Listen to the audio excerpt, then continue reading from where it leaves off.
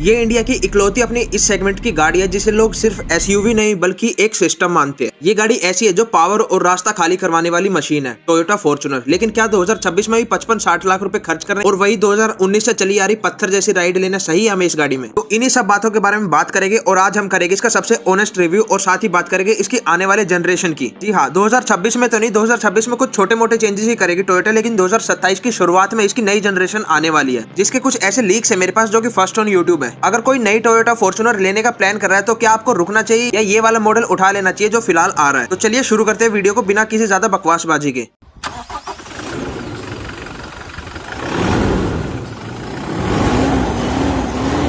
तो भाई लोगों, सबसे पहले बात कर लेते हैं उस चीज के बारे में जो फॉर्च्यूनर को आज भी किंग बनाकर रख रखा है। जिस चीज ने इसका 2.8 लीटर का डीजल इंजन, भाई साहब 500 Nm का टॉर्क का मतलब आप किसी छोटी पहाड़ी को भी खींच लो इस गाड़ी से। और रिलायबिलिटी ऐसी की बस गाड़ी लो और भूल जाओ सर्विस वगैरह। ये गाड़ी आपके पोते भी चलाएगा और तब भी ऐसी आवाज करते हुए स्टार्ट हो जाएगी।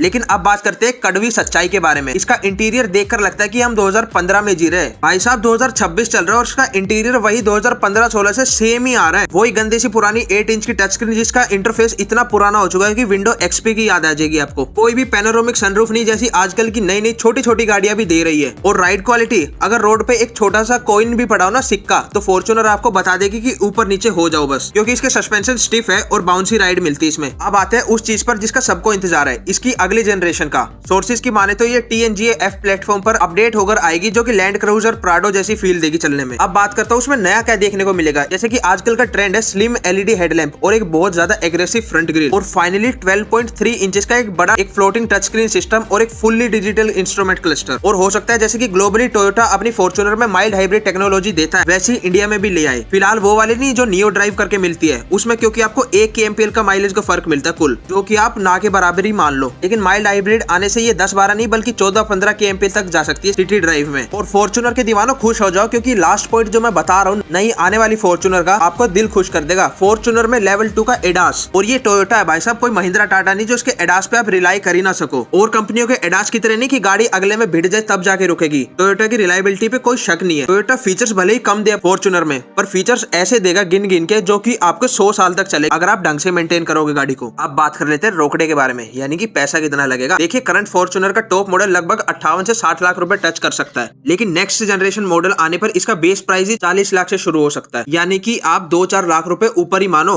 65 लाख तक जा सकती है नई फॉर्च्यूनर टॉप मॉडल। फिलहाल टोयोटा ने अभी स्टार्टिंग के 2026 में तो कोई इसकी लीक्स वगैरह नहीं करी है, लेकिन हम इसे लेट 2026 तक एक्सपेक्ट कर सकते हैं। आप नवंबर-दिसंबर ही मान के चलो, क्योंकि टोयोटा की आदत है पहले वो चीज अपनी ग्लोबल मार्केट में उतारता है, जैसे कि थाईलैंड हो गया, ऑस्ट्रेलिया हो गया, बाद में कहीं जाके इंडिया में नंबर आता है जब वहां पे सक्सेसफुल हो जाता है प्रोडक्ट। तो भाई आपके अपने चैनल ड्राइव देसी इंडिया की फाइनल एडवाइस क्या रहेगी आपके लिए अगर आप प्लान कर रहे हो तो? अगर आपको ओल्ड स्कूल रो पावर और नो नॉनसेंस गाड़ी चाहिए जो 10 साल तक बिना बिगड़े, तो अभी वाला मॉडल तो बेस्ट है ही। और बेशक से नया मॉडल आए ना आए, अभी वाला मॉडल ही इतने धड़ल्ले से बिक रहा है कि टोयोटा को जरूरत नहीं होती, पर फिर भी लोगों की डिमांड पर उनको लाना पड़ेगा। लेकिन अगर आपको फॉर्च्यूनर गाड़ी ही चाहिए, नाम चाहिए, लेकिन लग्जरी फीचर्स और बेटर टेक्नोलॉजी चाहिए, तो 1 साल का वेट तो करना ही पड़ेगा, क्योंकि बाप तो बाप ही रहेगा। फॉर्च्यूनर ना जाने कितनी गाड़ियों का करियर खागी, एंडेवर होगी, पजेरो होगी, और MG ग्लोस्टर की तो आप बात ही छोड़ दो, वो तो है नहीं है, एक ही बात है। वैसे मैं आपकी एडवाइस मांगता हूँ, आपको क्या लगता है, क्या फॉर्च्यूनर आज भी 60 लाख रुपए डिजर्व करती है इंडियन ऑडियंस से, या फिर एंडेवर का पुराना मॉडल खरीद लोगे आप? कमेंट करके बताना।